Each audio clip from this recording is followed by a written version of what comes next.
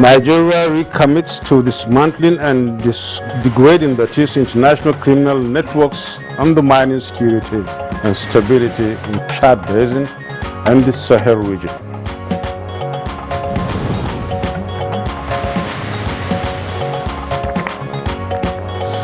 Nigeria's new National Development Plan 2021 to 2025 replaces the expired Economic Recovery and Growth Plan.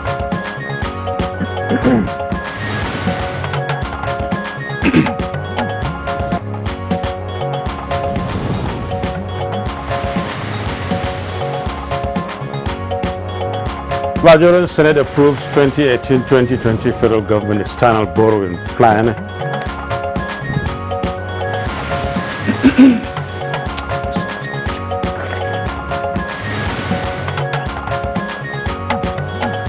On Good Morning Nigeria today, we shall discuss the high incidence of building collapse in Nigeria.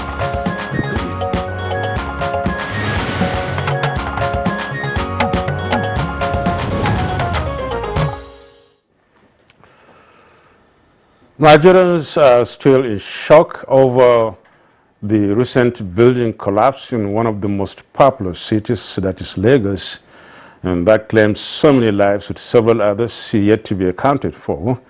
But thankfully, there are survivors that came out alive. No question about that, Nadabo. Now, the Gerard Road building collapse in highbrow Ikoyi brings to mind the memory of many such incidents from across the country. And these incidents have occurred in Abuja, that's the nation's capital, in Port Harcourt, and elsewhere in Ogun State, and of course several other cities in Nigeria, with usually staggering casualty figures, depending of course on the size of the project.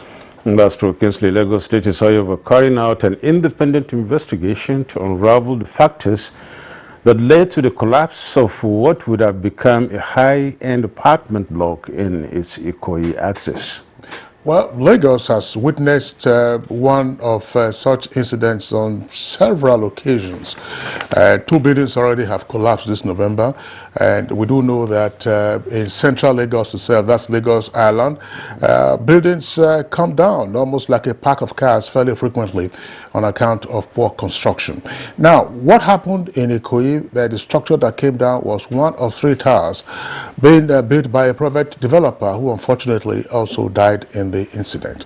Research indicates that these incidents of building collapse usually occur predominantly in the southwest, because between 2011 and 2019, according to the data we are working on, there were over 84 incidents of building collapse across the country, and 63 of those incidents occurred in Lagos, the nation's commercial capital, making it therefore the epicenter of building collapse in the country. Well, that's true. And recently, the Nigerian Institute of Building made some useful suggestions, including the passage of a national building code, the enactment of state building inspectorate laws, and legal backing to prosecute building plan offenders. Kingsley? That's right, Nadabo. Now, building experts also point to structural defects as usually the major cause of incessant building collapse in Nigeria. Other issues such as the use of low-quality materials and incompetent craftsmen and workers, as well as poor regulation by the authorities, to mention a few, have been enumerated as some of the causative factors for failed buildings in different parts of the country. And the building experts insist engineers must be involved in the design and construction of structures, maintain strict adherence to building code, supervision to ensure strict use of certified materials, soil tests, and environmental impact analysis should be mandatory during the submission of building plans. Well, building collapse, of course, in Nigeria is our focus on Good Morning Nigeria today. We're having our experts who will be joining us in the conversation segment, on which note we'd like to welcome you to this edition of the program, live on the network service of the Nigerian Television Authority. I'm Kingsley Osadolo. And I am Yusuf Nadabo Usman, welcoming you to the program too. We are live from our studios in Abuja. We shall bring you some of our complimentary segments in the course of the program. For now, here is our colleague, Comfort Amadou, with the morning news. Good morning, Comfort. Good morning, Yusuf, Nadabo, and Kinsley. A warm morning, Nigerians. Nigeria says it is irrevocably committed to partnership with France towards dismantling and degrading the international criminal networks undermining security and stability in Chad Basin and the entire Sahel region.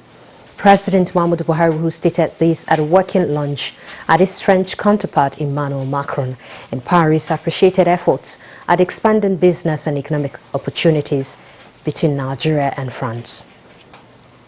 That was obviously a very important one, and in particular Boko Haram, how the French can help Nigeria in the fight against terrorism. Mr. President briefed on developments that have been taking place on that front, the surrendering of a number of Boko Haram fighters, then of course the Islamic State in West Africa, the role that they are now playing, and they were looking at how they can get greater cooperation amongst the various countries. The French president talked about the infusion of mercenaries in Mali, how that is a source of concern to a number of countries, and how this should be addressed very quickly, otherwise it's going to spread across the sub-region.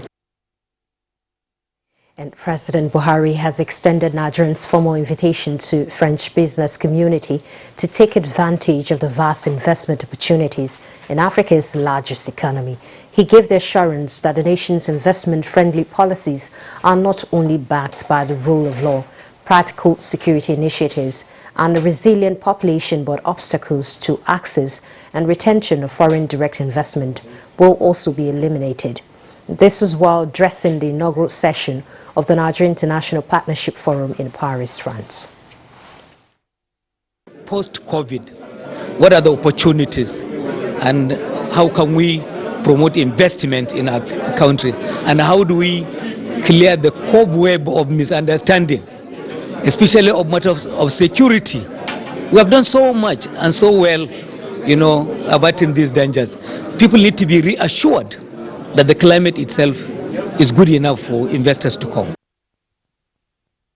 And back home in Nigeria, the Federal Executive Council meeting has approved a new National Development Plan 2021 to 2025, which now replaces the Economic Recovery and Growth Plan 2017 to 2020.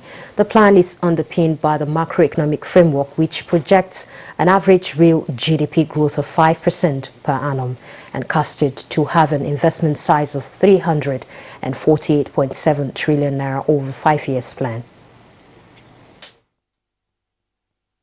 Costed the plan to make sure it's clear from the beginning how much is required in terms of funding. We've already identified some of the funding sources and we'll continue to identify more funding sources. We've also identified some of the measures that government needs to take in terms of reforms to encourage that investment that needs to be undertaken by the private sector.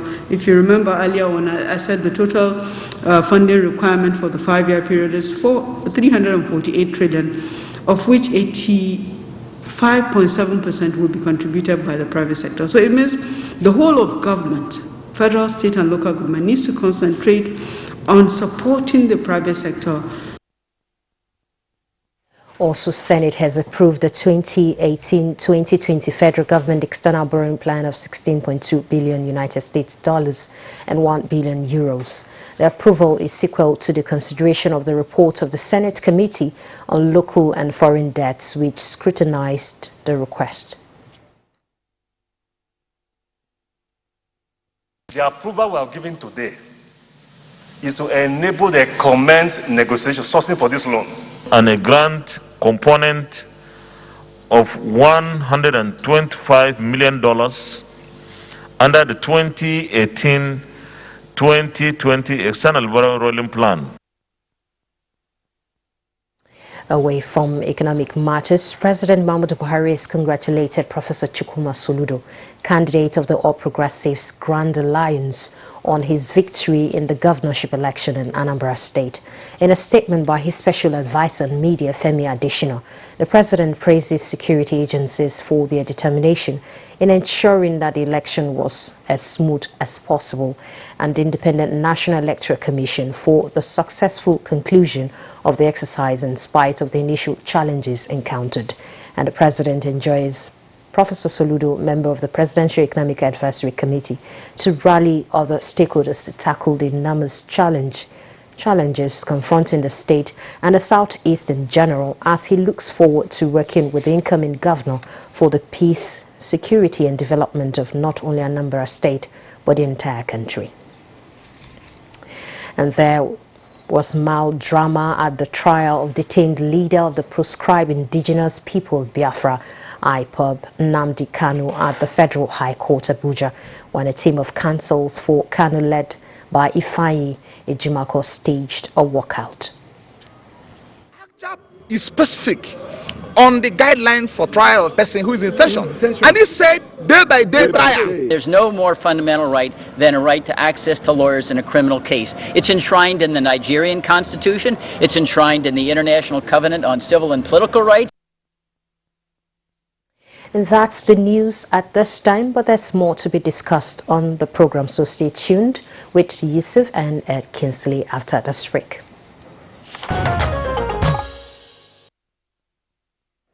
You're watching Good Morning Nigeria on the network service of the Nigerian Television Authority. It's time for us to take some business news with the Nigerian Export Promotion Council launching the domestic export warehouse to address supply chain gaps towards increasing non-oil exports. Details of that story with our business desk. Most times they grow modes and increase the mycotoxin contents, and when mycotoxin contents are increased, definitely when it gets to the country of destination, they are rejected. Over time, Nigeria has been enabled to convert her huge comparative advantage in the processing of agricultural produce in the global market due to supply chain constraints and congestion in ports of entry. There is a turning point for Nigeria as the Nigerian Export Promotion Council launches the domestic export warehouse, approved operators under the public-private partnership model to reduce congestion at the seaports. The dues are expected to reduce the cost of doing business by MSME export companies. Also serve as a one-stop transit facility terminal. They will be right in your facilities to make sure they satisfy it okay, and by the time it's leaving your facilities, is going to be directly. We have a logo that will place on that container as well as the vehicle that will take it to the port. And so from the point of that warehouse to the port, there should not be stoppage of that vehicle.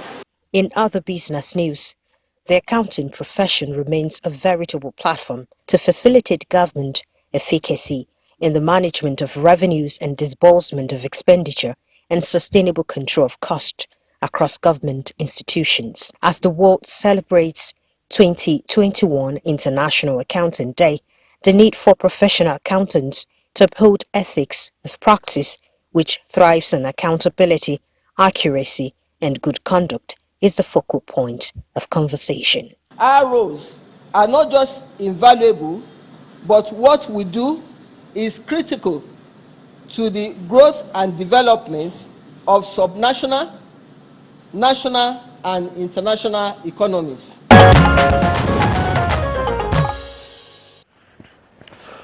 Well, many thanks, Comfort Amadu, for the business news. Up next on Good Morning Nigeria is the newspaper review.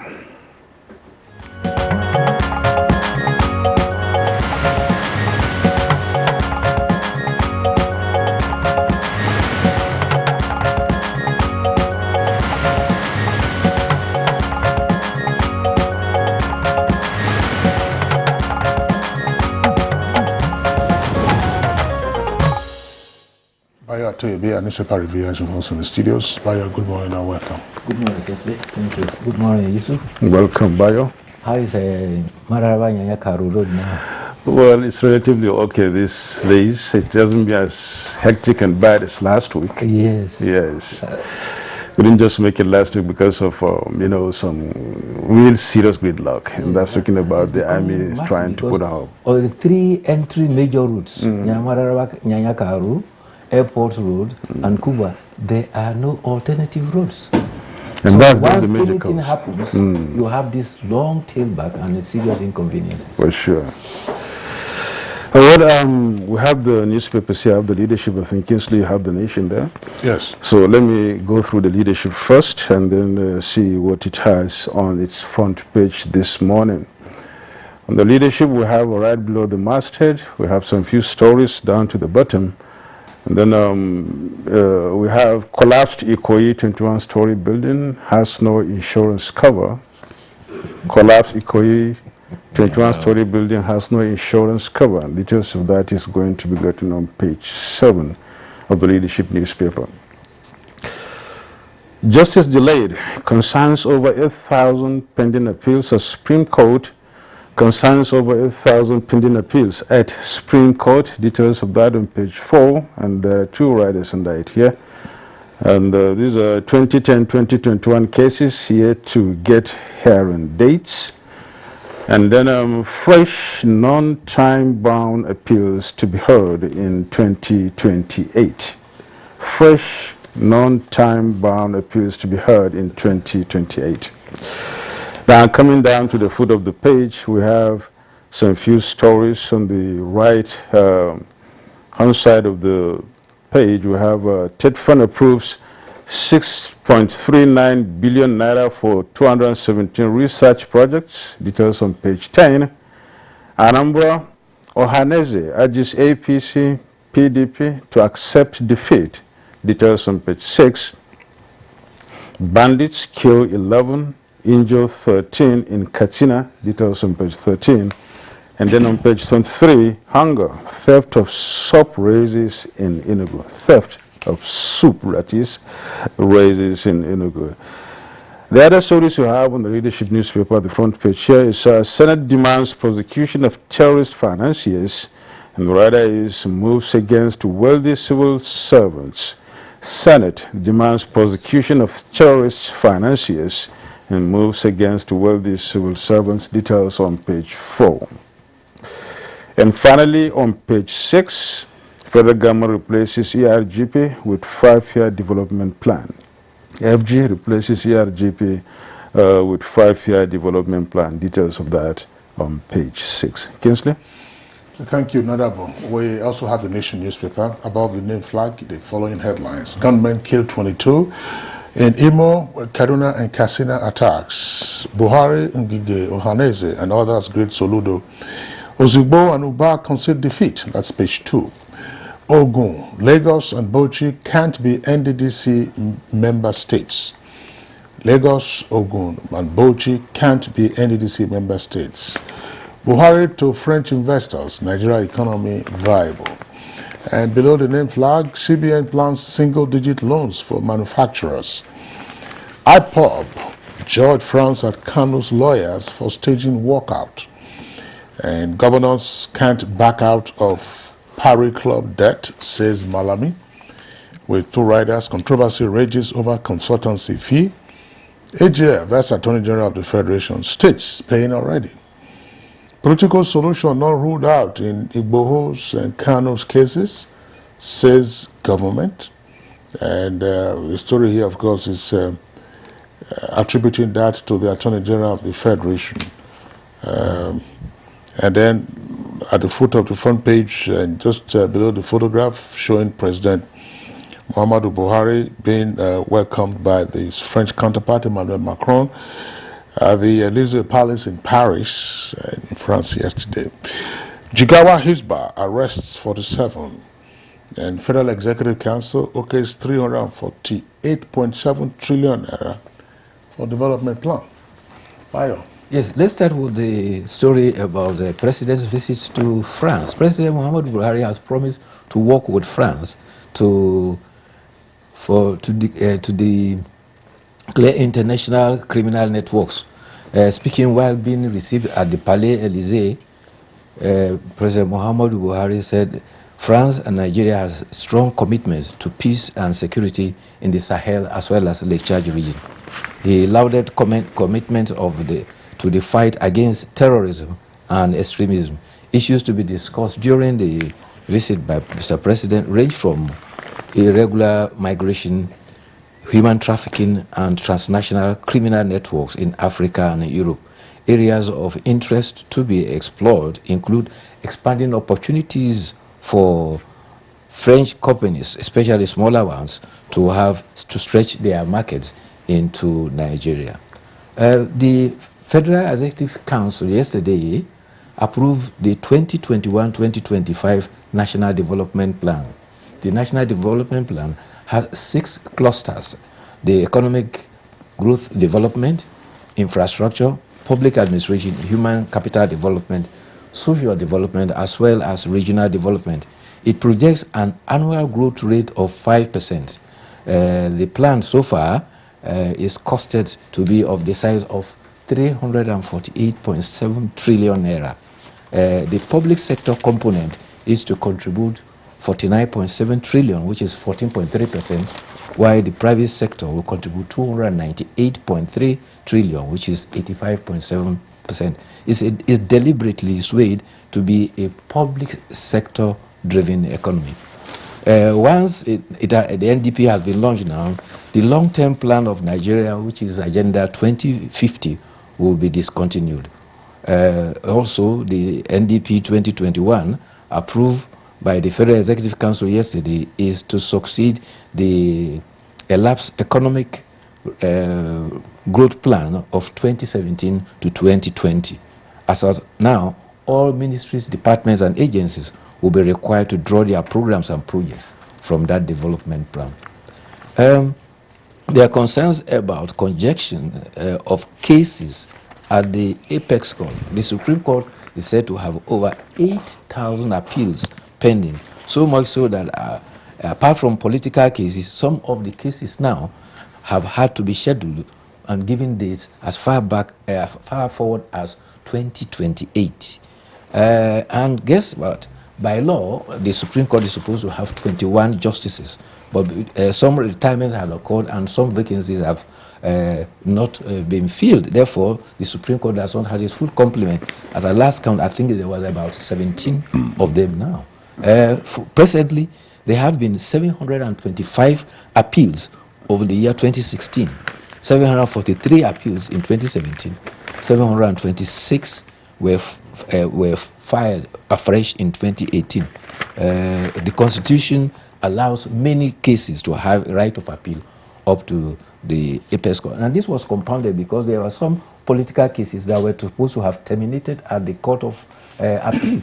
But recently, due to some amendments by the National Assembly, some of these cases also had the opportunity of going as far as to the Apex Court. And also, in Ogun State, the Chief Judge of Ogun State has lamented that thieves broke into the court and carried away equipment for virtual sittings. Justice Mosunlola Dikweolu, while inaugurating ICT tools for judges to aid quick dispensation of justice, says that Governor Dapo Abiodun had approved the virtual equipment for her court as a pilot scheme. Some time ago, thieves broke into her court and stole the equipment. They now have to resort to using Zoom application for virtual sittings. Senate yesterday observed a mini silence to mourn 120 persons murdered by bandits at Gonroyo Market. Senator Ibrahim Gobir had drawn attention of the Senate to extortion by bandits who demand levies between 1 million to 20 million from some villages. He says that failure to meet the demands imposed by these bandits have led to killings in villages. In fact, he added that some bandits have installed their own district village heads in some of the areas. And so I think something needs to be done about that very critically. Internally generated revenue, the National Bureau of Statistics has indicated that 36 states of the Federation and the FCT generated 849.123 billion as internally generated revenue between the first and second quarter, that is between January and June this year. The statistics shows that there was 13.21% growth. In 2020, where the nation was ravaged by COVID-19, what was generated was 612.87 billion. And 2021, it was 398 billion generated in the first quarter and 450 billion in the second quota. Revenue came mostly from 5 subheads. You'll be surprised to hear this. It came from payee, direct assessment, road taxes, other taxes and revenue from ministries, departments and agencies. Lagos State had the highest, 267 billion. It is followed by the Federal Capital Territory, 69, and River State had 57 billion. In the reverse, Yobe had the least, 4 billion, followed by, in the reverse order, by Taraba, 4.7 billion, and Gombe, 5.4 billion. Well, important facts emerging there. On the story on the conjunction of cases at the Supreme Court, again draws attention to some of the challenges that we're having with dispensation of justice. Earlier when you were talking about the amendments that were made, I know you were referring to the constitutional amendments that now warrant appeals from governorship election, in the past terminated at the Court of Appeal, but now election petition cases can be appealed right up to the Supreme Court. So that's one. But again, a number of these cases that we deal with have time frames delimited for them. So that's why the Supreme Court, of course, works flat out. The Court of Appeal also works flat out to ensure that those cases are handled tenuously because of the constitutional provision. But it means while they are working on those cases, all other cases will be in abeyance. There are a number of suggestions that have been made in the past. Create, for instance, either regional courts of appeal. We used to have them in the past, like the Western Court of Appeal. And then, just probably also narrow down the number of cases or the types of cases that can go on appeal to the Supreme Court. Yes. Sometimes you find frivolous appeals finding their way right up to the Supreme Court. And in some cases, these are matters on which the Supreme Court has already made a pronouncement. So why come back again? And if you observe the principle of stare decisis, which is cardinal to our jurisdiction, then why a precedent has already been set, so it's binding on every other court. So why say you want to exercise your right of appeal and then you congest the courts and the matters get lost? But I think it's something for all stakeholders in the justice delivery system to be concerned about and to work hard to ensure that, because if you say there are about 8,000 matters pending, of course, how many panels can you set up in the Supreme Court to deal with those cases? And I'm sure you must have remembered some years ago when the Supreme Court was pressed for time, it could give its decision on the matter, particularly political cases, and then reserve reasons for its judgment to a later date, which is, of course, fine with its practice. But we cannot be dealing with 8,000 cases and then expect that matters will come. There are some issues, of course, ordinarily that could just be handled at below state level, and the fact is that also legal practitioners don't help matters. Some legal practitioners don't help matters. They will say we will exercise our right of appeal, and as you are going upstairs, it's also costly and becomes really congested. Most disturbing here is fresh non-time bound appears to be heard in 2028. Yes, justice delayed. Just really delayed, and we're in 2021 now. Well, the story about 21-story building collapse in Lagos is sad. It's been indicated that there was no insurance over the property.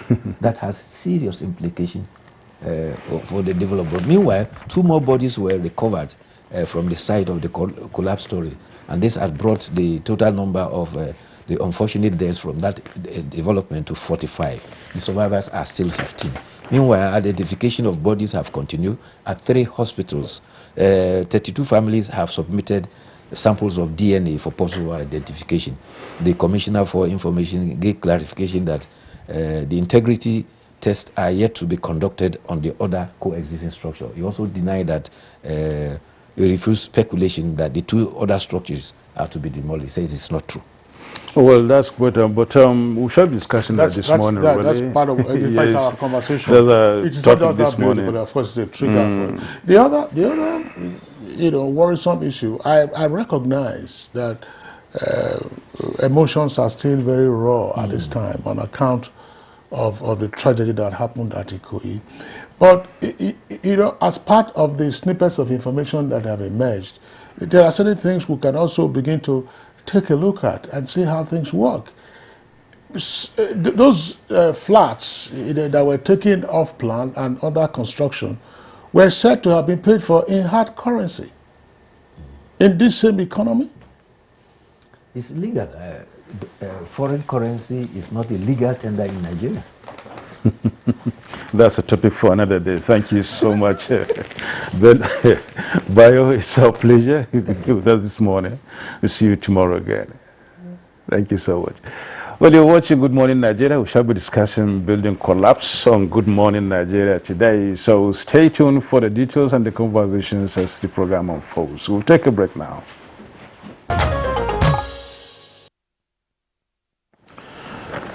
Welcome. It's Good Morning Nigeria, and it's a prompt for our conversation this morning, which is on building collapse in Nigeria. Let's listen to this background report by Kunle Adeye.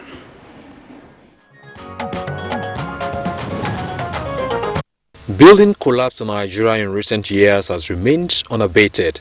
Those actively involved in the building process are becoming more agitated with factors like use of substandard building materials, deployment of unsafe but cost-cutting techniques in housing construction, and the lack of professional supervision at various levels of construction process pinpointed as principal causes. The past decade in Nigeria has been described as an era of building collapse. Between 2011 and 2019, over 84 buildings collapsed across Nigeria. Only 21 out of the 84 occurred outside Lagos State. This has undoubtedly made Lagos State the epicenter of building collapse in Nigeria. That of 2019 was terrifying as 43 buildings in different locations across the country caved in. What could be described as the most tragic occurred on November 1, 2021, as a high-rise block of luxury flats under construction in Ikoyi, Lagos State collapsed with scores confirmed dead. Are most of these tragedies preventable? What needs to be done to deliver safe buildings to save lives and ensure input of various professionals in the building process are not circumvented? Thus, governments also need to be more proactive in granting building permits, carrying out periodic unannounced inspection at building sites and visibly punishing defaulters to send a strong message of intolerance for substandard building projects. Appropriate answers from guests on Good Morning Nigeria in a moment.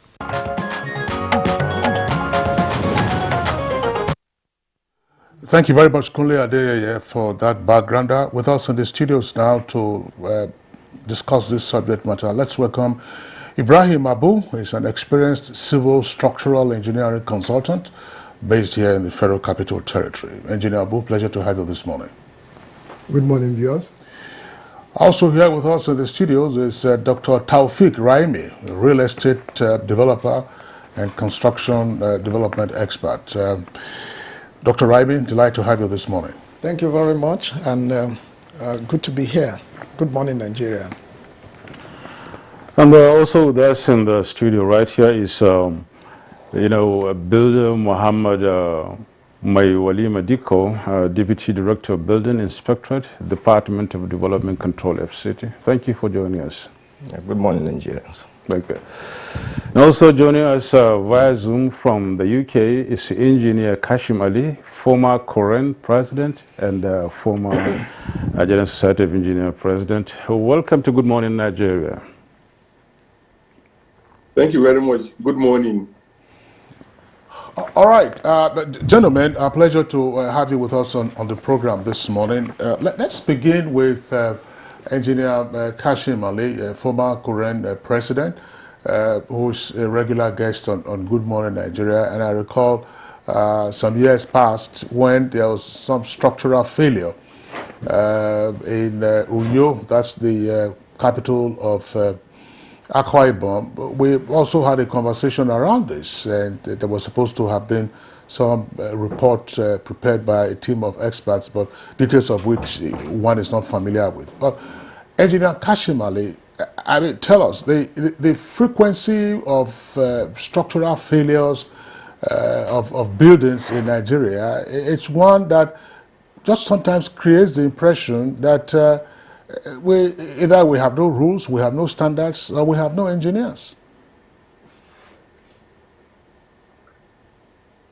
Kingsley, you can't be far from the truth.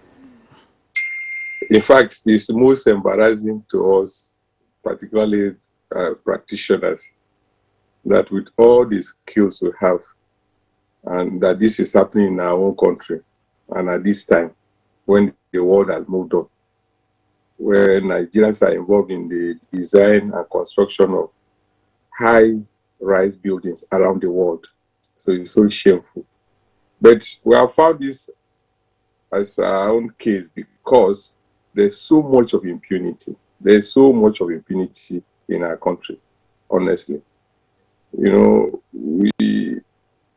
after this particular one happened, I was, reviewing some statements I heard on the social media, and I had to take my time to even watch some videos that I was referred to, where the proprietor of this project was making some rather anatomic statements, in fact, very indictive statement, but from a position of ignorance, because you can only give what you have. You can't be an engineer, for instance, and mark the script of a journalist. It's nonsensical.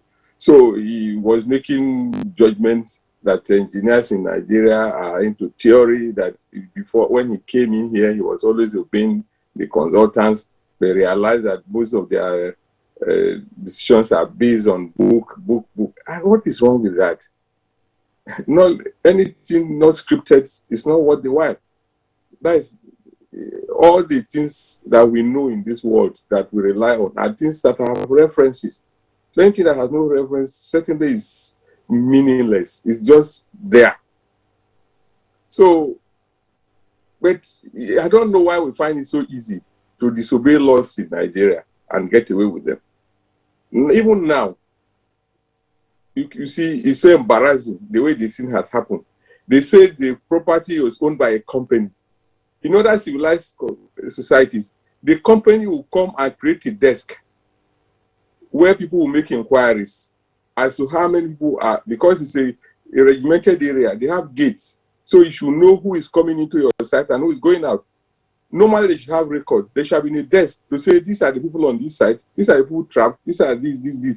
Up to today, there's no desk formed by the company. There's no insurance coming in to intervene. All this work that's being done by Lagos State government should normally be done by the company and an insurance firm, supervised by the government. But somehow the government itself, I don't know for whatever reason, whether they have more than official interest, are heavily engaged and making statements right, left, and center. And without even looking at our laws, because this is an engineering infrastructure that has collapsed. By law, current law, amended act, gives the power to current to conduct an investigation. No reference has even been made to current. They went and created one committee there with an architect as a chairman and lawyers and everything, without reference to the law. But of course, thankfully, the current president has instituted a proper panel now that will go and investigate and report to the government, because the report of the current will go to the federal government. They will deliberate on it. But by and large, it is a shame. We feel very, very embarrassed. If I am here now, and I'm ashamed to talk about it, because it's so belittling. But because you keep saying we're not involved. Look at this signpost on that site, the only telephone numbers, and somebody who tried to investigate, check the numbers. They all go to the same person. All the numbers for the consultant, for everybody, because the original consultant had withdrawn. So these are the kind of things. This impunity. And I want to assure Nigeria, it has nothing to do with the integrity of Nigerian engineers. It has nothing to do with their capacity. It has nothing to do with the quality of education, of engineering education in Nigeria. Truly, if Nigerian engineers were involved, that structure will not come down. Even if it was going to 50 floors. But they would have ensured, like those other consultants ensure that the laws were obeyed.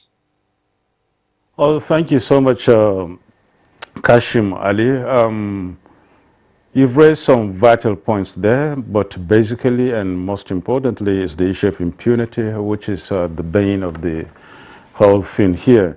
But before we really go deep into discussing impunity in this case, let's hear from Ibrahim Abu, a civil and structural engineer, and of course a consultant for that matter. I mean, just like my colleague earlier put, it's really disturbing, and that has been alluded to by almost everybody else watching developments in Nigeria, especially about building collapse.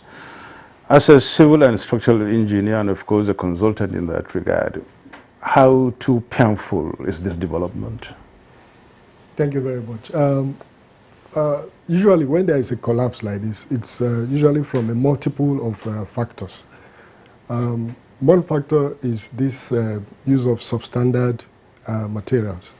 When we have engineers on a project, usually there will be engineers for the consulting firm supervising the project, and then there will be engineers and professionals, the architects, the quantity surveyors, also on the contractor side.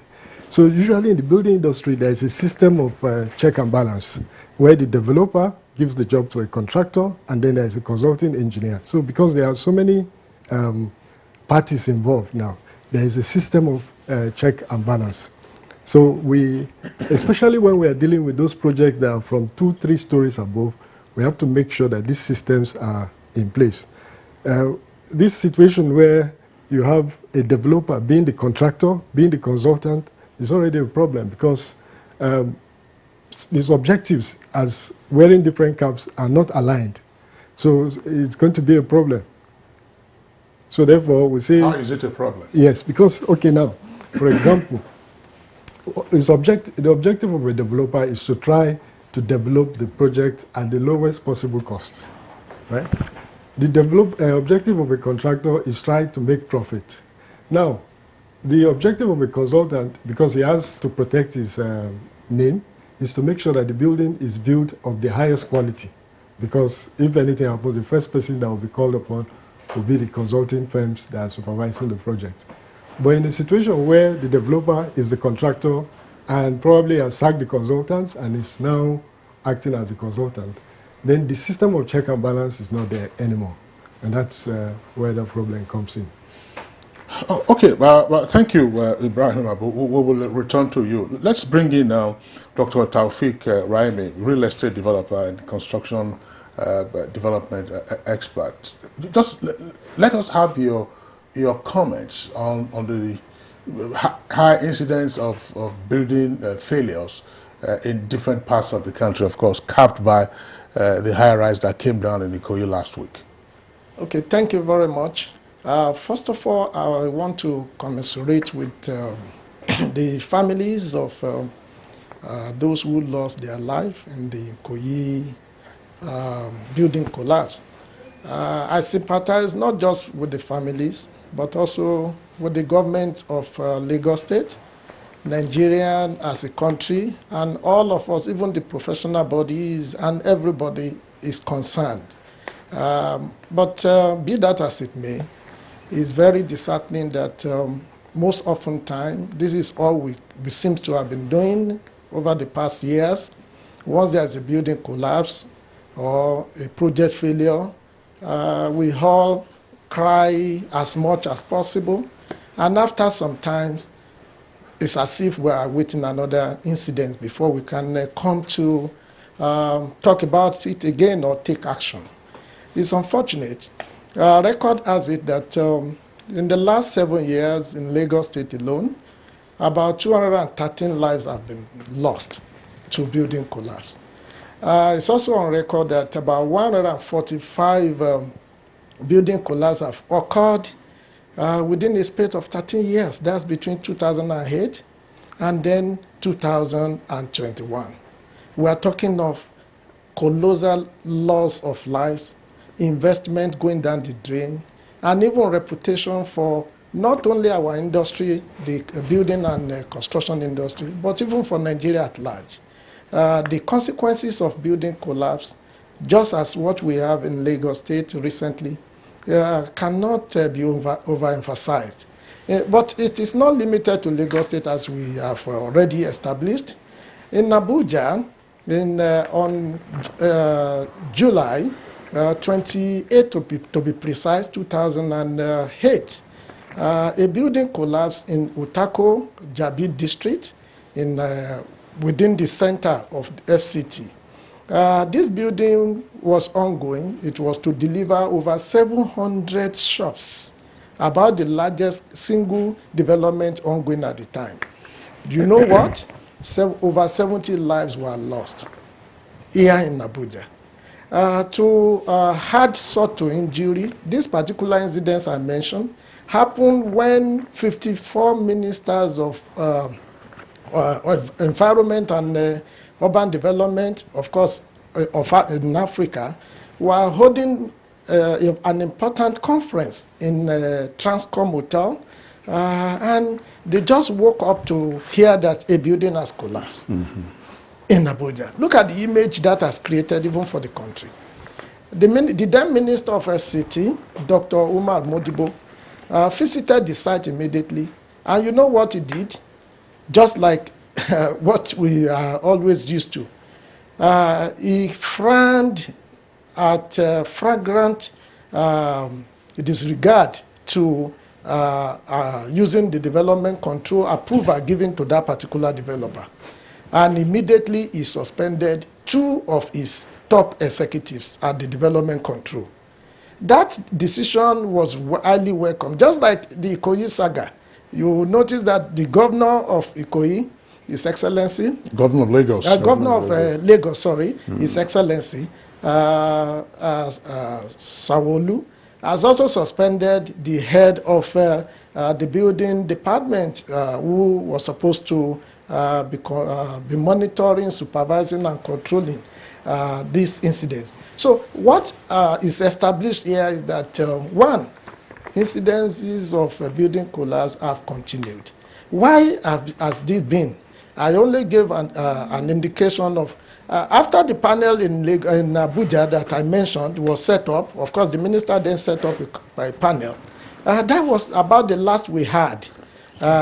So I will see that the problem of building collapse is what I contextualize as ROI. What do I mean by ROI? I do not mean return on investment. I mean that we have the problem emanating from the regulators, that is the government. We have the problem connecting the operators, that is everyone connected to development in the private sector, that is the developer, the contractor, the building material suppliers and manufacturer, the workers that work in there, the professional body, the consultant, everybody. I put them as part of the causes or who are to be blamed for this. I mean that the investing public, the home buyers, the onlookers, the research institute, everyone has something to do. So that's why for me, as a real estate developer and as a consultant, as a project manager, as a facility manager, having seen this happening over and over again for the last almost 30 years of my practice in this industry. I'm a quantity surveyor by background, so I belong to the industry. I'm not an outsider. I have also seen this happening over time. So I have seen that this problem, instead of blaming the engineers has been the cause, or developer has been the cause, or government has been the cause because of lack of enforcement or weak, I want us to look at how can we solve this problem in an holistic dimension. And that is why I've contextualized the problem of building collapse in Nigeria under what I call ROI, the regulator, the operators, and the investing public. Thank you. But still on that, Taufik, you really mentioned, this issue of ROI, and that's everybody's involved there. Yes. Because even the public, those in the environment and even the onlookers, they are really investing in that because they may be part of that building that is coming up. But it seems as if there is really a problem with that because the developer is the person at the center of the show. He initiates everything. He starts I mean, he lays the first block by having to think of the idea in the first place, and then going through to get those that are involved in order to actualize these very ideas. And he should be in the know of who are supposed to be part of this. Just like, Ibrahim Abu said, some developers tend to assume so many roles instead of just taking their own position as developers. Don't you think the developer, takes the chunk of the blame in this regard? Thank you very much. That's very important. You see, the concept of ROI is for us to look at the multiplicity, the dimension, and holistic dimension of the problem. It's true, in real estate development, the real estate developer is the primary, what I would call first line charge when an incident of this nature occurred. But beyond of course, initiate the idea. The problem of building collapse does not only happen until when the building itself has collapsed. What of from the design stage? Who gave the approval for this development? In the last, since November 1st, when this incident in the Ikoyi occurred, we've had different different fashions from even the government of Lagos State. Part of the officers of Lagos, the Lagos State government said they approved 15-story. In another leg, we had that it is 21-story. You could see, even from the government side, who gave the approval? Till today, we have not seen any paper even published that, look at what we approve, because approval is conveyed by conveyance to the developer, by the government, the regulator. Two, we are talking about engineers who are not involved. You see, it's very quick. It's very easy to say the engineer on that project had resigned, which is highly commendable. Very commendable if that truly happened. But was it sent to the government? Was the public also aware? We hold responsibility to this country. We hold responsibility to lives that are lost. We hold responsibility to investment that have gone down the drain. Okay, the developer also supposed to have what I call resource document, like how is going to go about developing the place. Were there quantity surveyors on that project who are supposed to advise on the cost of the development? Some developer, of course, I'm not holding forth for developer. I am one.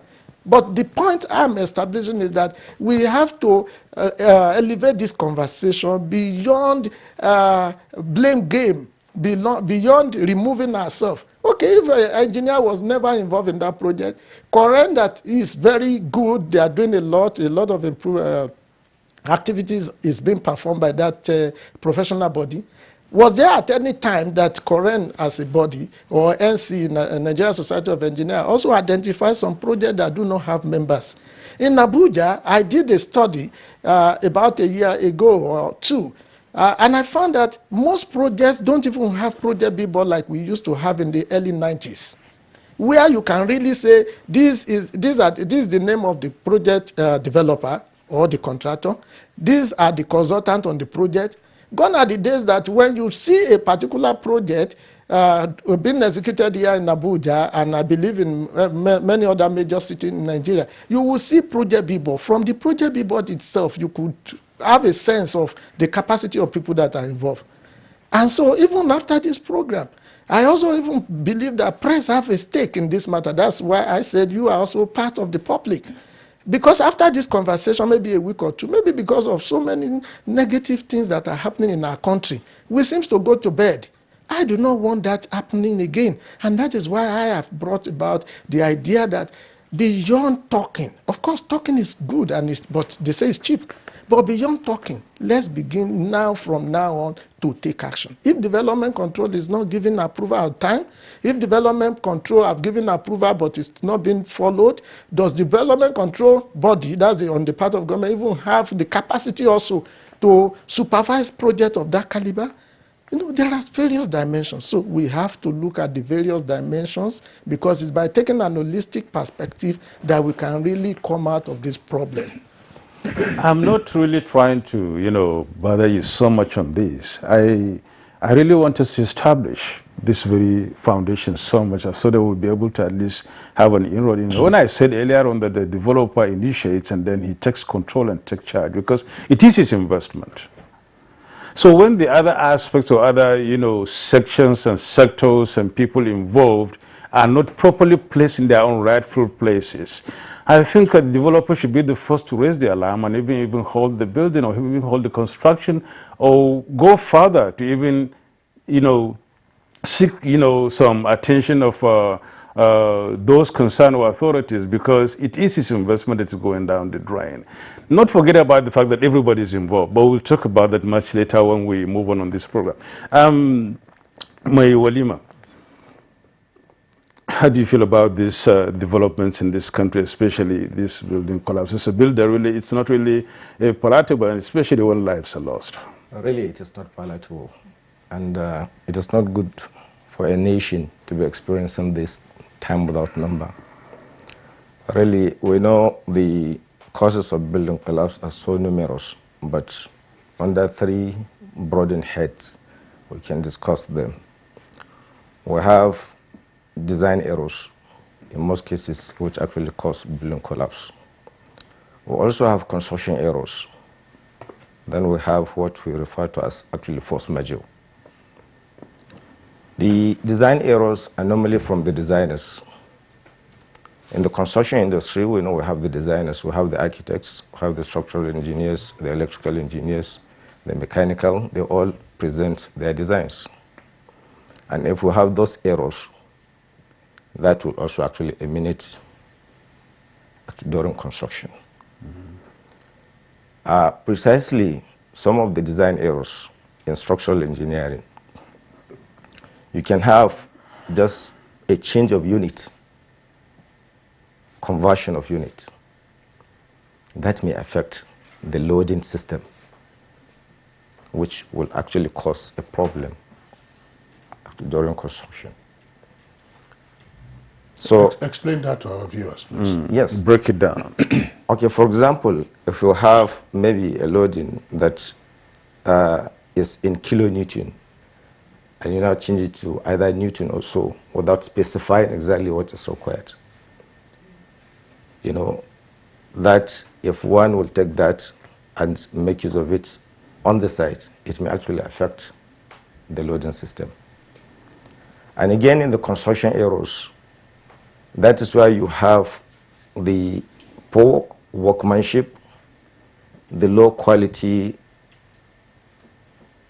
actually material, and so many others during construction. This also constitutes to building collapse. Then we have actually force majeure, which can be a kind of slides, if you have slides, or if you have earthquake and the rest of them. These are also causes of actually building failures or building actually collapse. All these, we need to look at them critically. That's why in a situation like this, where we have this type of collapse in Lagos, there must be an extensive study of the root causes. It could be from the design. And if it is from the design, it is the designers who will take the responsibility. And if it is construction errors, those who are responsible for construction are supposed to take the blame. And that's why it is always important for every profession to be allowed to do its work. A builder who is supposed to be on site, who is supposed to monitor building production, should be held responsible if you have this kind of things, if he's really employed and is given the mandate to exercise his rights, because he is supposed to manage building production, a registered builder. And that's why we must re-emphasize at all times that the builder, a registered builder, should always be on site. That is, every site must have, a registered builder employed on that site to manage that, so that at least we can have somebody who is responsible to take in the liability of that production. Otherwise, it will be just a blame game. The architect will say, no, my design is okay. Structural engineer may also claim his design is okay, and the rest of it. So you'll hardly find a person whom you will actually hang the blame on. When you say builder here, who are you referring to in the built environment? Yes, we have a registered builder. Building is a profession also in the built environment. He's supposed to harmonize the design of all the designers, the architect, the structural engineer, the electrical, the mechanical, and bring the building to reality. He's saddled with the responsibility of production to come up with the building. So he harmonizes the whole designs. Can we refer to him as the supervisor of the project, as the case may be? How does it look like? Because it seems a little bit confusing here. No, it's not confusing. The only thing is people do not always seem to understand the role of a builder. But that is what he's supposed to do. He is trained to know the mechanism of building in general. The structural, the architectural, electrical, mechanical, everything. So he's supposed to be on the site, supervising the whole of the building production. Okay, there's Muhammad Diko. There's a point that I would like you to further clarify. You mentioned 3 causative factors, any one or more, for structural failures: design errors, construction errors, and force majeure. Let's deal with design errors. We hear sometimes mega projects do fail because of design errors. But if there is a design error from the architect or from the structural civil engineer, who is supposed to apprehend it? Because your architectural drawings are supposed to be sent for approval. Yes. Your civil structural drawings are also supposed to be sent for approval. And in some cases, I hear that M&E drawings, that's mechanical and electrical, people say, no, don't worry. But they're also supposed to also go for approval. So at what point can design errors be apprehended, and by whom? Good. We have the actually approving authority, which here in Abuja, we have the building, the Department of Development Control. What we expect when you come to open your file, we'll need your title document, that is either the right of O or the C of O. Then you will come along with your designs, architectural, structural, electrical, mechanical, and your SAR, that's the site assessment report. It will all be inclusive in your submission. Then you obtain a form, you fill. Then the designs will actually undergo scrutiny by the various professionals domiciled in the department. The structural engineer will look at the structural calculation, look at the design. If it is adequate, fine. If there are shortfalls, the developer or the intending developer will be invited to actually put that in order. So also is the architectural and the electrical and mechanical. So it is checked by the approving authority, here the development control. And when it passes all that actual scrutiny, then a developer will have a permit.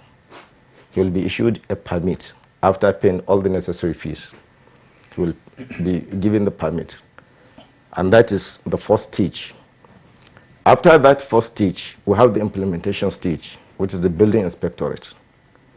They are in charge of physical development.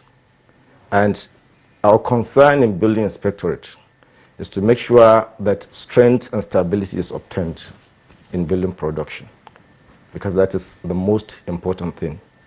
The engineers are concerned about safety, and safety lies in the production. We make sure that whatever is designed, columns, beams, the slabs, are all produced the way it is actually designed. So in building inspectorate, we take the charge of ensuring that that safety and that strength is actually obtained. That is how it is done. How rigorous are these processes? Because sometimes, just by anecdotal evidence, that's to say what people, stories you hear, no, it's our friend is in that office, so he will work on it. We have submitted it, or a big friend calls him, say, look, my architect and engineers, they have submitted my drawings to you. What is the problem? He said, no problem, sir. We will handle it. So how rigorous are these processes? Are the processes dispassionate? That's to say, regardless of who you are, we are dealing with the code drawings and figures and then seeing whether or not, they meet the required standards. Of course, that is what we do with development control. If you decide to pass any file which is not properly scrutinized by the various professionals, you will take the blame when it happens. We have seen how sanctions are placed on those who try to do that games. Some they missed. In fact, they lost their jobs. Those who are suspended in the past. So everyone is on his toes to do the right thing. Okay, thank you, Mewalima. Let's hear from Engineer Kashim Ali in the UK. Engineer Kashim, I've listened to various opinions here about, building collapse and then what the reasons are to some extent. And of course, you too mentioned some of the reasons earlier on at the beginning of this program. Corinne and the NSA, the Nigerian Society of Engineers, play a very, very critical role in this regard, talking about their input into the construction of whatever thing it is in this country. And of course, your members are very crucial in trying to actualize, the dreams of developers and owners of buildings and whatever you have out there. How active has Corinne been in trying to see to it that these building collapse over the years, have sent a message to this organization or to this, body that you as a body should try as much as possible to ensure that your members live to the ethics of their profession and accept or take responsibility for whatever wrong or fault that may come up. An example is the issue of the engineers that, backed out of the construction in Ikoyi sometimes in 2020 if the records were straight. That was a good development. But with this kind of development, if it has been like this all the while, one would think that developers and of course anybody engaging your member would have at least thought twice about the fact that quality it is. Thank you very much. Let me take you back briefly. What Mr. Taufik talked about the collapse structure in Abuja. Incidentally, I had the privilege of being the chair of that investigating panel. He said that nothing happened, something happened. I remember we indicted 13 personnel of the Department of Development Control and were so punished. Thereafter, a secondary panel was set up. I was also a member with late Philip Yoshe as chair to restructure the development control. So the structure they have in development control today is the outcome of that work. And what we did was to say people should take responsibility. In the professional work, you have to take responsibility for your own action. Nobody takes it for you. So if you bring in a structural drawing, let the structural engineer determine the suitability or otherwise of the structure, not the town planner. M&E should be determined by an M&E personnel, and architectural should be done and by an architect. So we did that. So the report didn't go just on that like that. Then, again, when this happens, the essence of investigation is to identify culprits. So to say we should not blame, this is the time to blame. Not only to blame, to make progress and punish those who have been blamed, unless they can prove that they are not guilty. And that has happened over the years. In fact, if you recall, there was this synagogue case. The thing is still in court. But no matter how long it takes, when it comes out, people will be punished. They cannot go free. You can't just mess up people's life and then you think you can go free. Even God will not forgive those who are responsible for that. So that does happen. So quite often, some engineers with integrity pull out of project. And many cases they are pulled out. It's not this case alone. Even in, I don't want to mention, there's one hotel in Abuja, early in the early 90s, that a young engineer was engaged as a structural engineer to do some work for them. He was doing it, they were going against his instructions, and he wrote a letter and pulled out. A few weeks after, the structure also came down. And of course, when he came down, he had a letter to show. I agree with him that the engineers on the Ikoyi project didn't appear to have acted well, because, but that will come out in the course of investigation. After writing to the client that they were pulling out, they have a responsibility to inform their own professional body, especially, or their regulator, to say, look, these are the issues, and because of that, we're pulling out. So the current would have, for instance, taken it up with the Lagos State government to say, look, this is the situation, I have to seal that side. In any case, but it will seem as if they informed the Lagos State government, because the Lagos State government, Lagos authority, actually sealed the site. But the question is, who opened that site after it was sealed? What was done before the reopening? And all those things that happen, that is where impunity comes in. And some people also, we act as if we're above the law. Kingsley made reference to even what they do in the way control, where if you submit your drawing, you can call someone and say, my drawings are there, I hope you go through them quickly and send. And somebody can say, yes, sir. But the person saying yes, sir, has a responsibility to do due diligence. Because in the event of that structure coming up, because of the new structure in the way control now, they will trace it to the person who gave the approval.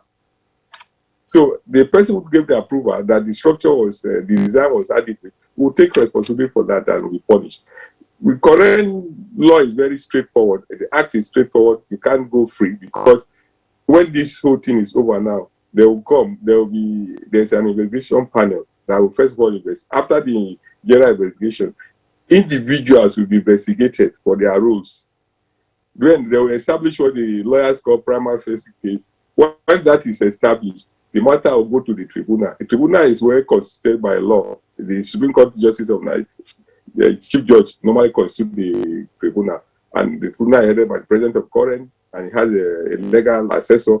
Presently, we have an SA and Fagbemi as the legal assessor for Current Tribunal. So they'll sit down and deal with them. They have dealt with some people recently. It's only that, why often, the things that come around this engineering practice are not, except when collapses happen like this, they are not things that are easily so newsworthy. It's not like a doctor kills somebody and then you are bringing it up, it will be sensational. Or a lawyer collected somebody's money and he lost a case and it's sensational. But when somebody is involved in unethical practice in engineering, the trial comes on. Trials are always going on once in a while, and people are punished. I recall as president, I sentenced a friend.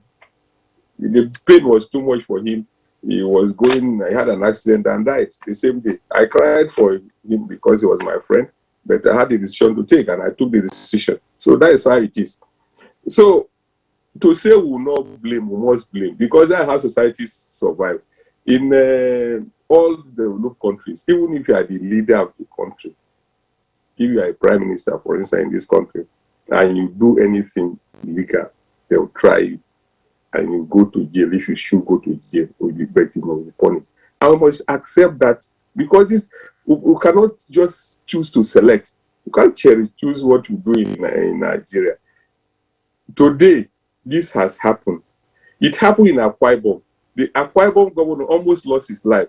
But the same government of Akwa Ibom covered up that report. They refused to bring it out. They refused to allow intervention and everything. The same thing is happening in Lagos. So, but the current amended law now does not even require us to worry about that. The current has set up his committee. They will do. It's headed by the president of the Association of Consultant Engineering in Nigeria, and they are going to be and some senior engineers. They will do investigation. They will report to Current. Current will identify the individuals fingered, and they'll be tried. The report will be sent to the federal government of Nigeria for those other people that cannot be held by Current. But this time around, something will happen. Certainly, something will happen. We cannot say we will not blame. We must blame. And when people refuse to use professionals to do their work, we must also identify them and call them out. because it's just the height of recklessness for anybody to think that you can just be alone to yourself. Look at what has happened now. There's a point I made, and I want to reiterate it. That project ahead, that a unit costs about 650,000 US dollars. That's about almost 300 million naira. People's investment. Some people have died because of the trauma of the collapse.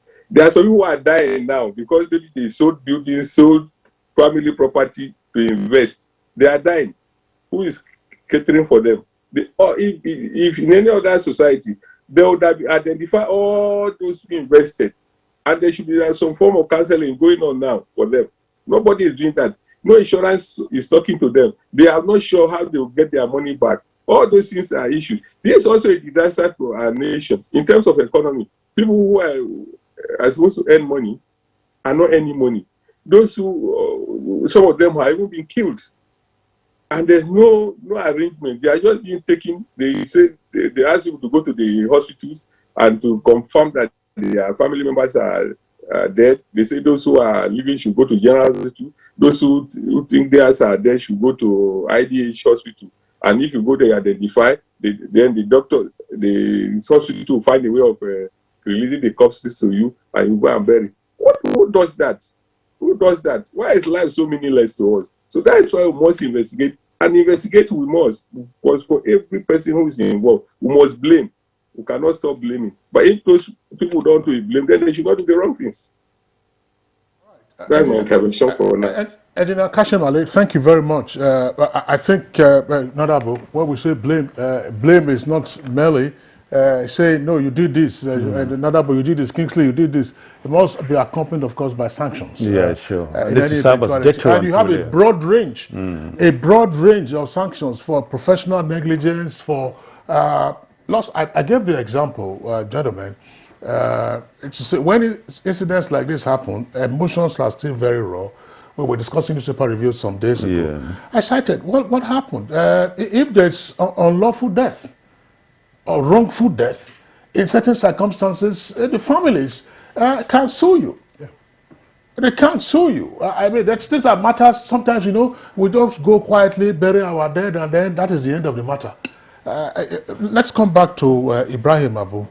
Ibrahim Abu, well, in a sense, you can see we are taking from the paradigm proposed by Dr. Taufik Raimi as well as DICO with regard to ROI and then the constitutive factors of building collapse.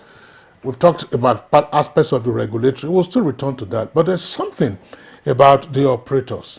And you can also link them also to the investors. Why is it that in Nigeria, there isn't what you may refer to as professional jealousy? Instead, on some construction sites, you find role combination. An architect will be playing the role of an engineer. He will be playing the role of a builder. He will be playing the role of all kinds of things. I don't know, sometimes maybe they also play the role of lawyers. So, or an engineer will purport to be altering architectural designs or purporting all kinds of things that you don't have professionals sticking to their specified and qualified roles. Why is that so? I think that's based on what Engineer Kasim said just a little bit earlier. That's part of the thing that has happened in the development control, where they've reformed the development control so that architects will take responsibility for their work, the engineers will take responsibility for their work, the M&E will take responsibility for their work. So typically on a building project, we have the project signboard. And on the project signboard, you're supposed to have the named architect, the named engineer, the named M&E, the named QS, and then the contractor doing the project. Usually, he was talking about the builder. The builder is usually on the contractor side, responsible for the building of ensuring that the ideas or the designs of the architects and the engineers are executed on the ground. So that system of check and balance is very important. Now, if you recall what happened, or what is reported to have happened in this Lagos situation, the engineer resigned from the project and asked that his name be removed from the project signboard. Immediately that is done, then automatically there will be a gap. And that's where what Taufik said about the general public being involved is also important. Because if the general public realize, because development control may not, even as much as they try to visit all the nooks and crannies, sometimes they may not be aware that such has taken place. And then the general public will now report that this project, there's no engineer on site. Or even the Korean itself on their surveillance trip, they will discover why is there no engineer on the site and inform the development control. Development control can now issue a stop work order and then reconcile what the situation is. One thing again, why we say let there be division of labor on the project, in the project team is the design, for example, like you were saying, for example, there could be mistake in design. Typically, when you have a consulting firm, you have various levels of engineers, approving, or let me say, experienced engineers. Typically, the young engineer will start the design, and then when he finishes the design, he sends it to a more senior engineer who checks it.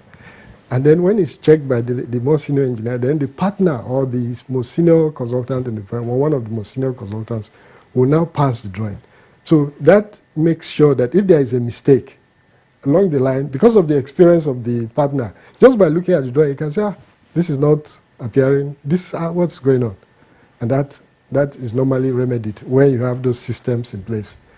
Then on another problem, which is what you said about the construction phase, is this foundation. Because everything on a building is the foundation. That is the interaction between the structure and the soil. And what happens is, the taller the building, the more significant the foundation will have to be. Just like a tree. The taller a tree is, the deeper its root has to be.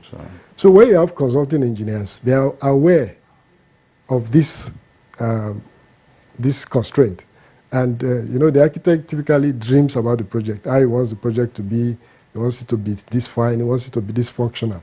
It is the structural engineers that will say, look, this can be done easily, this can be done, this requires maybe modifying the design, the architectural design, so that we can realize this part of it.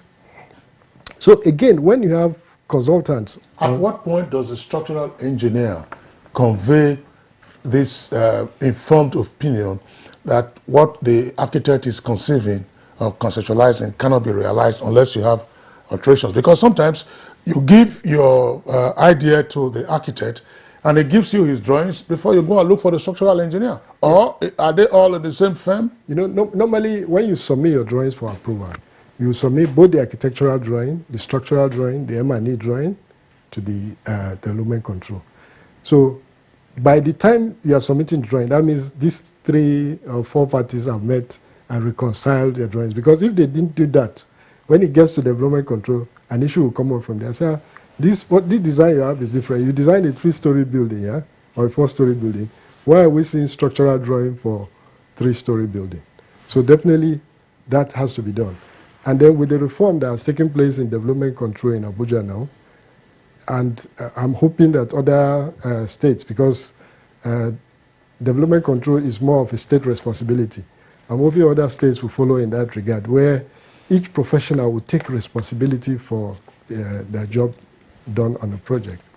So still, this ties again, the importance of the consultants ties to the, also helps us to solve the problem of low quality or substandard material.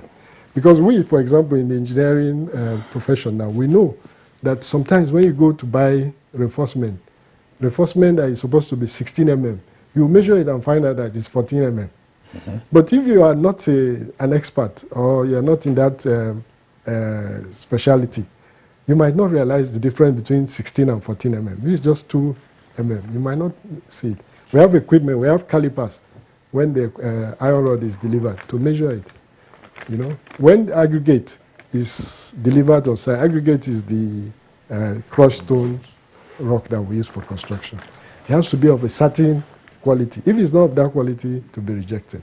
But when the developer. Let's be realistic. Yeah. Sorry, gentlemen, and Dr. Taufik, Taufik Raimi. You see, this is also part of what is said about the operators, the developers, sorry, the suppliers, and so on and so forth.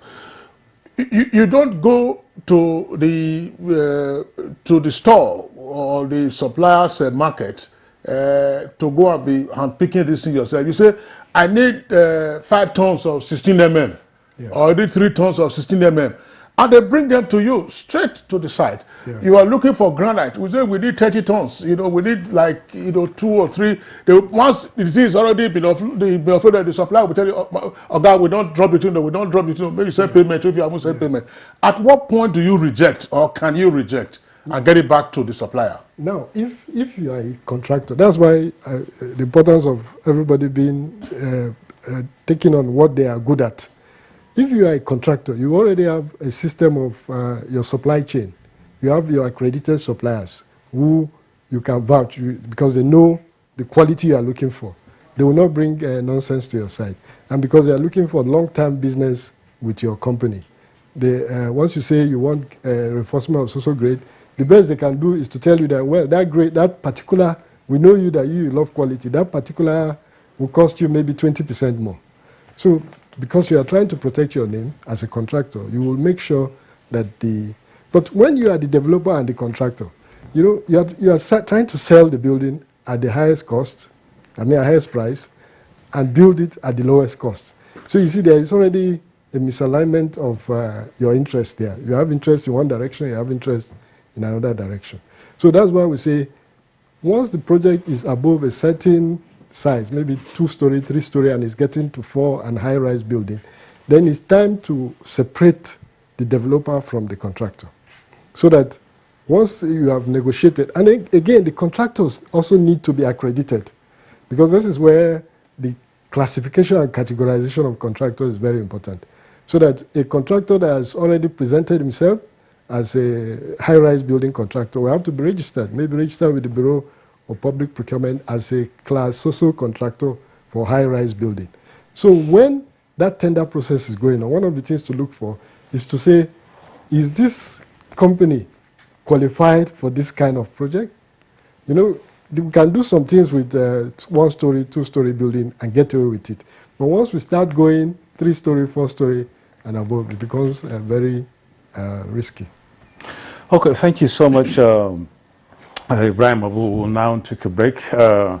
When we come back in the last segment, we'll look at the issues of insurance here and some other issues talking about quality of materials, which have become so much a serious issue in building collapse in Nigeria.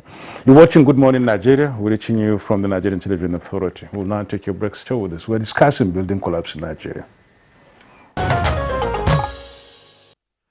Welcome back. You're watching Good Morning Nigeria. We are this morning rounding over discussion on the building collapse in Nigeria. We have, some experts here we've been talking to, and they've been talking to the topic at hand. Taufik, let's start off this segment, this very last segment with you, and then see how the developer can really assist in this regard. If there are problems with the engineers, for instance, structural engineers, and of course with the architects. And then there are also problems with technicians on the field and even the builder himself. I'm returning to that very aspect of the fact that the developer is, or on him lies the onus of trying to ensure that this very dream comes true.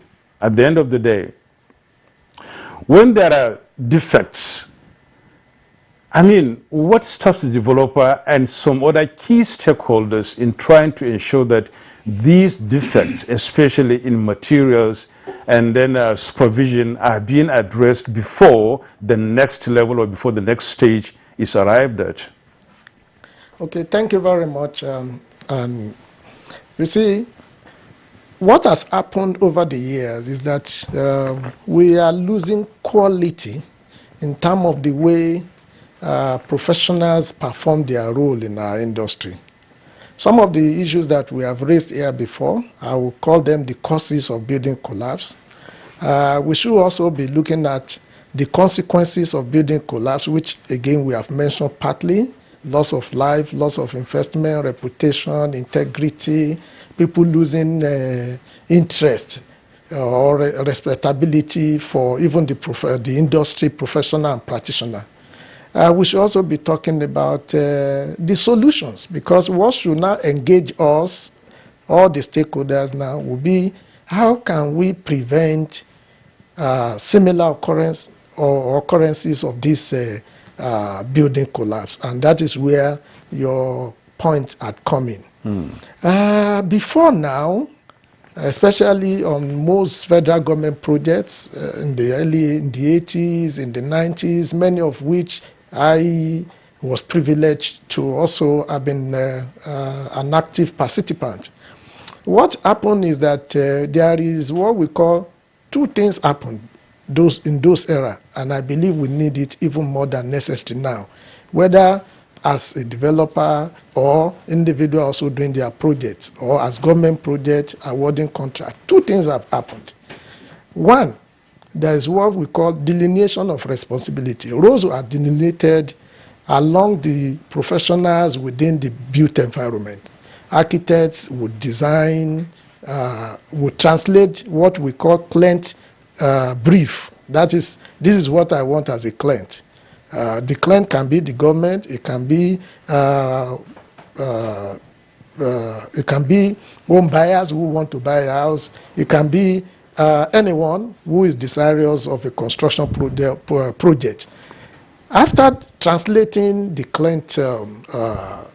client's needs, because the client should not necessarily be a professional or an educated person, but he knows what I want. I want a 21-story building. I want an office building that will house 1,000 employees. Something like that is translated into drawing. These drawings are beautifully done, but given to structural engineer to look at how can it be done. That is the structural stability. They do their calculation because of the knowledge they have gained through their study and experience. And thereafter, is given to mechanical and electrical to also do their own role. That's how to bring services to make it functional. That project, that building, that house, that road, everything that will make it functional is designed by these other professionals, as I've mentioned. A quantity surveyor is given all the drawing. A quantity surveyor, by the way, has the training and the skill to arrive at the cost of the development. He prepares what is called bill of quantities, which is a description document that describes work to be done and at how much it should be done. When this, you had asked one, partly you also talk about at what point can the design error be discovered? And I'm saying that we don't even have to wait until when we submit all these drawings to development control before errors are detected. In the year past, the way it is done is that all these professionals that I've mentioned, they serve as their brother's keeper. If an architect does a drawing and there is a way to improve on it, there is what we call query. The query is not sanctioning anybody in this case, but to point to areas that need clarification or improvement. Engineer can discover it at that planning stage before contract is awarded. The quantity surveyor who is preparing the bill of quantity can identify it and point it out. So there was an era of LD relationship among the team. So the second level of what happened in the past, which is also relevant now, is that though there are boundaries of each of these professionals that I mentioned, some of which I've mentioned, there is also a teamwork. People should learn how to work together in an LD environment, such that at the end of the day, because we are working towards the same objective. So those two things are the premise upon which we've had an era of successful project development. A project only succeeds when the objective is slated to meet are met. Cost objective, quality objective, timely delivery, or even satisfaction of the end user. If all these are not did not happen, a project has failed, not necessarily collapsed. So in terms of building material that you mentioned about, is very significant. One of the causes, there are many factors as we have identified that have contributed to continuous or recurring building collapse in Nigeria. The use of quacks. It's unfortunate that it is our industry, the construction and our real estate industry, that everyone seems to be a builder. Everybody seems to be a developer. Everybody seems to... We should professionalize the way things are done in this industry. Let professionals be allowed to do their job and do it well and be accountable and be blamed when there are consequences, when there are failures. That is how to bring sanity back to this industry. A situation whereby someone just have money, and because of you have money, you just go into real estate development, is not healthy. Even if you have money, you can be chairman of that company, but allow practitioners and professionals to do their job, hire them in-house, complement the in-house professional. So how do you break into what we are seeing now, that the person who has money labels himself as a developer, does not allow professional competence to drive the project, and that some developers are set to cut corners, some of them deliberately, others out of ignorance. In fact, when you go to sellers of building materials, sometimes they will ask you, is this for contract or is it for your own project? So how do we break in to be sure that where construction work is going on in different parts of the country and that the quacks are not the ones who are in charge? Okay, that's a very important point you have raised. That is where enforcement is important. That's the role of regulator generally. Regulators have a role to play in that direction. Two, professional bodies have a role to play, like the NSC we mentioned, like the current. They have their own monitoring to see that, look, this particular organization, we are seeing that we have noticed that you are doing quite a lot. We commend you for investing in this industry. However, where had this, where had that? Like our colleague from Development Control had mentioned, they have two roles, principal role. One is to give approval at the planning stage before the project starts. The second thing is to make sure that during implementation, they also go around. But while restructuring has happened or is happening in development control, since I'm also in Abuja and I'm a player in this particular area, I also want to suggest two improvements that even development control need to do as a matter of importance. One is that they have to also do capacity building for their own people. I'm talking, everything I've said here is from knowledge-based, experience-based, and skill, because I am not an onlooker. I'm not an outsider in the industry. I'm an active participant. So I'm saying that there is a need for capacity building even for their own people, because you can't give what you don't know. They've tried, they have been progressing quite a lot. Secondly, is that we have to also provide the wherewithal for them to do their role. Because I'm aware, fully aware, that there are certain districts in Abuja where they hardly could move to. So there's the need for capacity building. There's also the need for professional body to be a check and balance to themselves. There's the need even for the, like day market, which is in Abuja. There's the need for professional body, like to come together. I'm also advocating that after this particular incident that has happened, professional bodies should come together.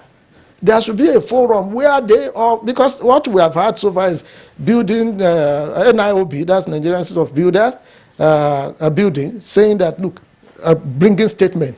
I'm sure NSC has also brought statement. I'm also sure maybe Nigerian Institute of Estate Surveyors and Follower. So you are calling for a conclave of yes, I'm calling for a stakeholder like a summit of stakeholders. Yes, I'm calling. Yes. Thanks. Sorry, we are getting pressed for time, Dr. Thank you. Raimi. Because there's a point that has been raised I would like Builder Muhammad Diko to respond to.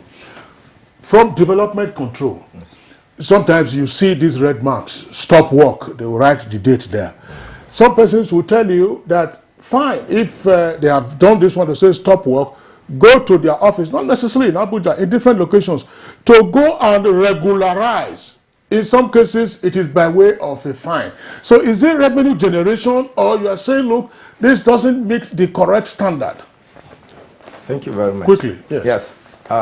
If you see a red mark on a building, It is either the developer has not produced the valid permit. Maybe there is no permit. The officers have actually visited the site and the permit was not available. No approved building drawing on the site. So it is assumed he doesn't have that. So that mark will be there for him to come and present. If he has it, he can go ahead and continue his job. So what if approval was given for 3 stories and he's now building 4 stories? Yes. So just okay, come and meet us in the office. No, it's not possible. Also, a mark will be actually placed on the wall, and then he will come to the office, and then he will be issued a letter to revert to the approval. Otherwise, sanction will be taken. What is the sanction? Yes, we have different actual sanction. One, it is either to remove, because you consider the skyline of that area, the height of the building around the prevalent actually area. If it's going higher than other buildings there, he will have to actually remove. But if maybe the skyline within that can accommodate, we look at the foundation. If that is okay, he can be asked to resubmit. He can be asked to resubmit. Then it will actually undergo a scrutiny too. If it passes, then he can be allowed to continue. Okay. Yeah, so we have stages, we have stop work, we have quit notice before the demolition notice. Okay, thank you so much, Builder Mohammed Walima Diko. Had wished that we really get, the view of Kashim Ali finally on this issue, but unfortunately, time is really has run out of us, and we've got to really call it quits for this program this morning. I know you want to sign off our guests. I don't know whether you must have seen some photograph that is circulating in the social media about bamboo sticks being used for beam construction. They have an engineer here. Tell us very quickly. A bamboo, they say that iron rods have become so expensive, so they are now using bamboo. They will say they pour concrete on it. That bamboo is even stronger than steel. Yes, those studies have been going on in Malaysia, and where because they have abundant bamboo supply there, they found that bamboo is actually good for reinforcement. But the problem with bamboo is quality control. You know, steel, the best reason why we use steel is the quality control. Because it's standardized. It's standardized, it goes through a construction process. But bamboo, because if it's not dried, it's going to dry inside the yes, and then there is issue of mold. So it's a very complicated something that people who are not initiated in the use of this kind of material should not just venture into. Okay. So that's just it. Yeah. It's all right. It's okay. It's a good development. Yeah. Oh, well, we really thank you so much, Dr. Taufik Raimi, real estate developer, construction development expert, for being part of this program this morning. Thank you very much. It's our pleasure. Also, Ibrahim Abu, civil and structural engineering consultant. We thank you so much.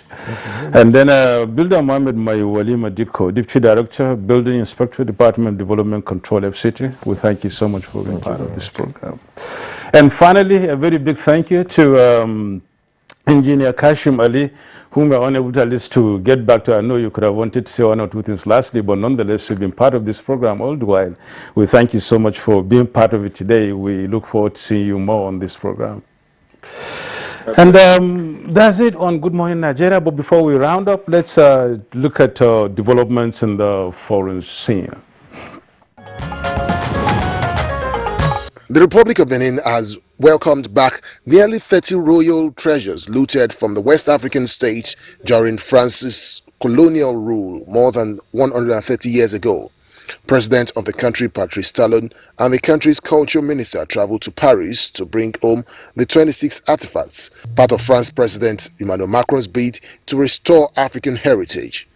The plane carrying the royal treasures landed in Cotonou Airport, the economic capital of Benin, where hundreds of people gathered to pay homage, dance, and celebrate. Along the road, many Beninese, mostly dressed in lion clothes and traditional dresses, were waiting on the sidewalk to the sound of the drums and fanfare. Now, elsewhere, the world's 2 largest emitters of carbon dioxide, China and the United States, have unveiled a deal to ramp up cooperation tackling climate change, including by reducing methane emissions, protecting forests, and phasing out coal. In a joint statement announced at the United Nations Climate Change Conference COP26 in Glasgow, the countries said they had reached an agreement to redouble efforts to fight climate change with concrete actions. The two biggest carbon pollution countries said their deal calls for enhanced climate action in the 2020s, using the 2015 Paris Climate Deal's guidelines, including a new stronger emission cuts target in 2025. The agreement also calls for concrete and pragmatic regulations in decarbonization, reducing methane emissions, and fighting deforestation. All right, let's take some stories from the sports scene. Following their first training session in Tangier, Morocco, ahead of their World Cup qualifying fixture with the Lone Stars of Liberia, some Super Eagles stars have assured Nigerians of all 3 points and are in high spirits to deliver accordingly. As you can see, everyone is just happy, ready for the game. We have 22 players tomorrow. We're expecting the goalkeeper and Igalo, so we'll be a full team. So as you can see, we know the importance of the game. We just need to go for the 3 points. We know what we want. We as players, we know what we want. They should just keep supporting us.